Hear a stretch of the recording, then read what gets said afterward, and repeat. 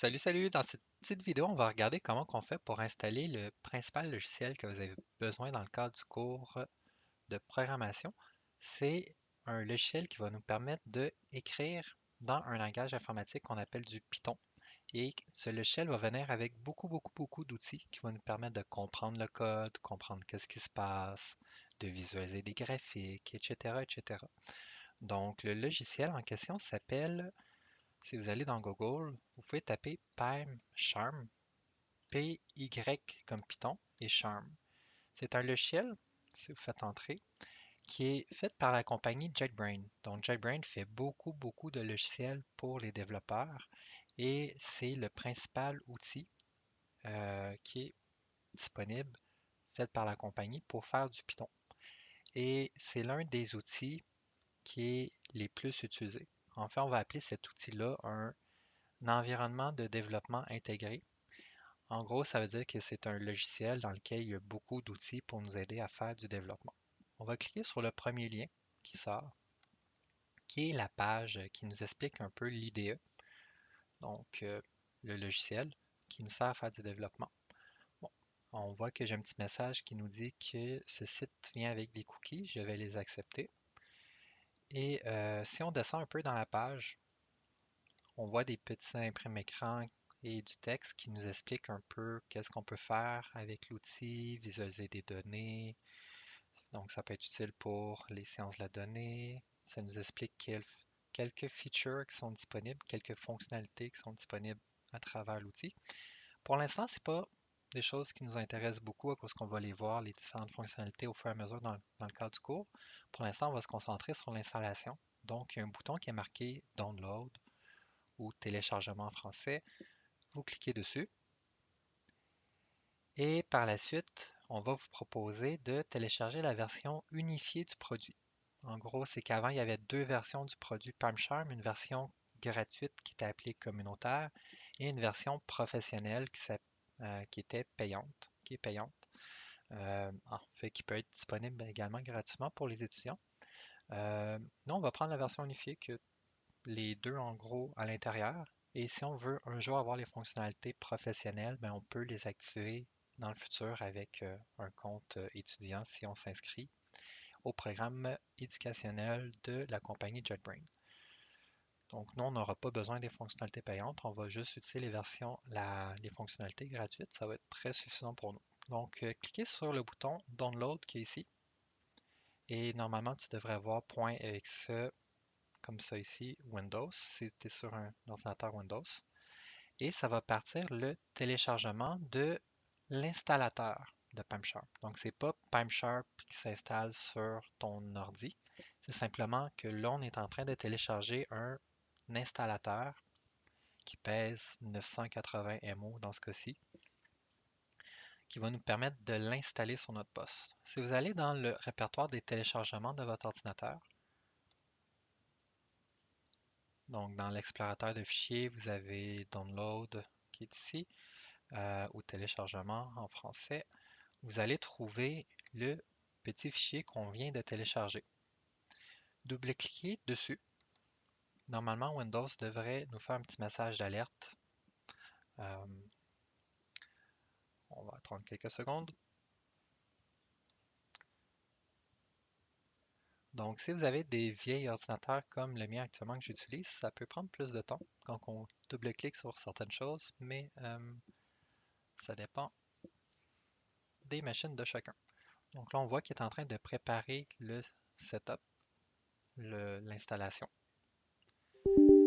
Comme je disais tantôt, Windows nous fait un petit message d'avertissement. Il nous demande si on veut vraiment finalement exécuter ce logiciel. On dit oui. Par la suite, c'est la fenêtre d'installation qui est malheureusement en anglais, mais n'est pas très compliqué à comprendre. Donc, on a un petit message de bienvenue et qui nous dit que c'est l'installation. On va faire Next, qui veut dire suivant. Par la suite, on nous demande où est-ce qu'on veut installer le logiciel.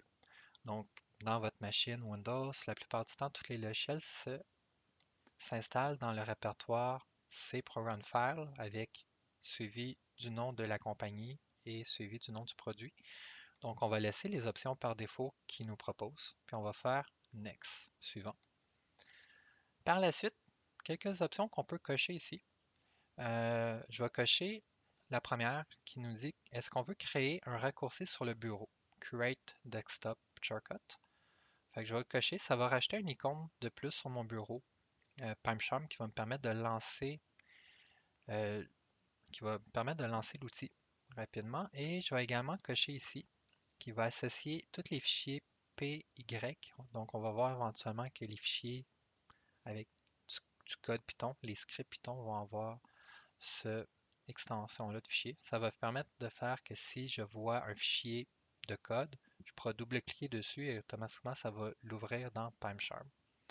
Je vais faire Next, suivant, et je vais peser sur le bouton Installer. Install. Et à ce stade-ci, ça prend un certain moment. Donc, selon la vitesse de votre machine, ça peut prendre entre 2 minutes à 10 minutes. Donc, pour les besoins de la vidéo, je vais arrêter de parler et je vais avancer jusqu'au bout.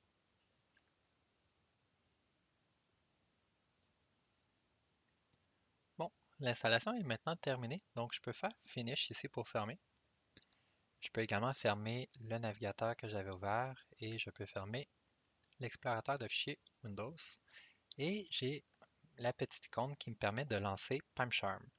Donc, double-cliquer dessus et on va simplement vérifier que l'installation s'est bien passée en faisant un programme d'une seule ligne de code qui va juste nous afficher Hello SN1.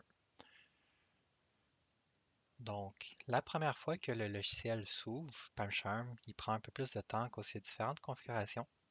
Il y a également certaines actions qui vont être faites une seule fois, comme par exemple, pour pouvoir lancer du Python, on a besoin d'un interpréteur de code. Ben, PipeSharp va le télécharger la première fois et par la suite, il n'y a plus besoin de le retélécharger.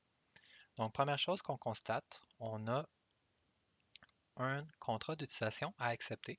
Et comme dans la vie, on lit tout le temps tous les contrats d'utilisation, on va le mettre en bas et on va faire oui, je confirme avoir lu et je fais continuer.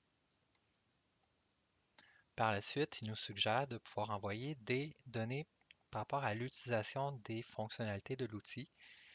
Et ça permet en gros aux développeurs de l'outil, ceux qui supportent PipeCharm, de pouvoir ajuster l'outil en cas de problématique et de faire différents changements qui peuvent être utiles en fonction des données d'utilisation.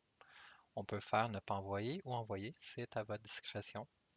Moi, je vais dire que je suis gêné, je vais faire Don't Send, ne pas envoyer. Par la suite, on tombe dans la principale fenêtre de PipeCharm, sauf que la première fois qu'on ouvre l'outil, Windows est un peu peur, il nous demande est-ce qu'on accepte que PipeCharm puisse communiquer sur le réseau, donc utiliser l'Internet. On va dire oui, ça permet par exemple d'aller télécharger des mises à jour de l'outil, ou par exemple éventuellement on va aller télécharger du code qui a été fait par d'autres personnes et le mettre dans notre code à nous.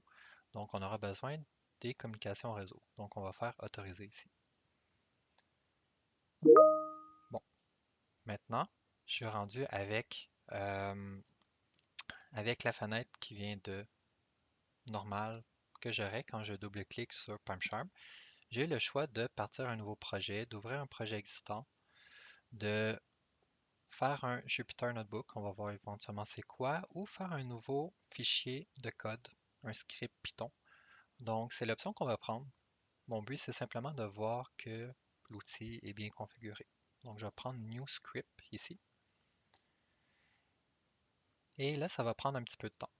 Une des premières questions qu'il va nous poser, en fait, il va se rendre compte qu'il n'y a pas, comme on voit ici, il n'y a pas d'interpréteur Python. C'est un petit logiciel qui permet de comprendre les lignes de code qu'on va écrire, puis les transformer en quelque chose que l'ordinateur va être capable de exécuter. Donc nous, on va écrire du code que nous, on est capable de comprendre, mais la machine comprend juste des 1 et des 0, des signaux électriques. Donc l'interpréteur, c'est à ça que sert le petit logiciel, il constate qu'on ne l'a pas. Donc, quand c'est la première fois qu'on va faire du Python sur notre ordinateur, on va dire que oui, on veut installer la dernière version de Python. Par la suite, ça prend un certain temps à télécharger. On voit, par exemple, si ça dit à peu près 1 minute à télécharger.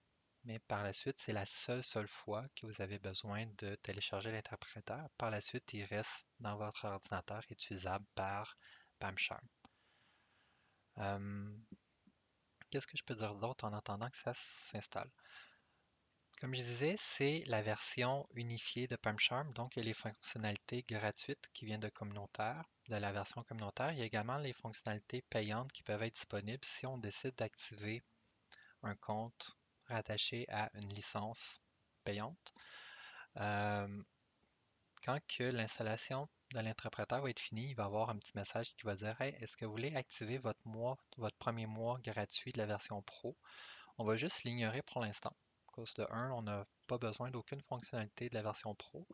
Également, si un jour vous voulez avoir la version Pro, euh, il est, il est possible de pouvoir obtenir une licence gratuitement. Si vous allez dans Google, vous tapez JetBrains euh, Student étudiant, vous allez trouver rapidement un lien de- qui vous permet de pouvoir, avec votre courriel du Cégep, qui est votre numéro de matricule à commercial cégepontpetit.ca, d'obtenir une licence gratuite de la version payante. Donc, bon, l'interpréteur finit d'être installé.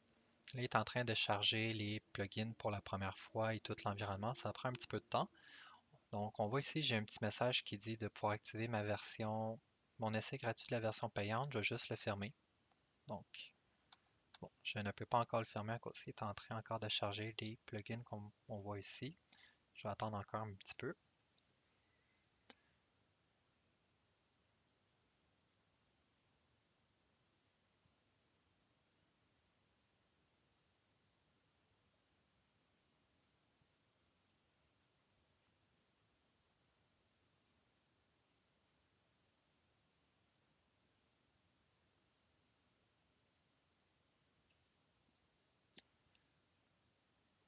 Donc, c'est fini. Je vais être capable de fermer le message, peser sur Close. C'est parfait. Et par défaut, comme là on a choisi tantôt l'option de faire un nouveau script, il nous met un nouveau fichier script.py pour Python et il nous met du code Python qui est ici. Avec la souris, je vais le sélectionner au complet et je vais l'effacer avec la touche retour.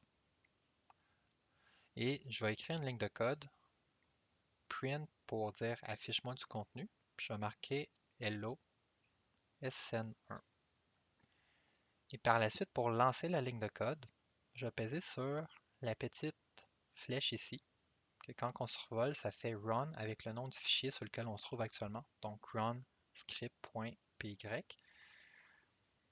Et normalement, ça va faire apparaître une petite section en bas. Et on voit que notre script a été lancé.